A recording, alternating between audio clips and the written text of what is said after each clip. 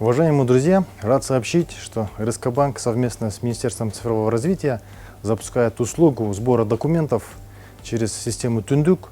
Это значит, что клиентам не обязательно теперь ходить по разным инстанциям, собирать документы.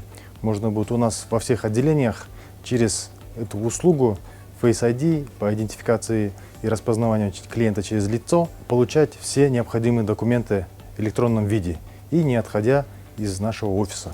Данная функция будет доступна во всех отделениях и филиалах нашего банка. Можно будет получить все необходимые документы по линии государственной регистрационной системы, таможни, налоговой инспекции, судебных департаментов и разных других государственных органов. Все справки, все необходимые документы.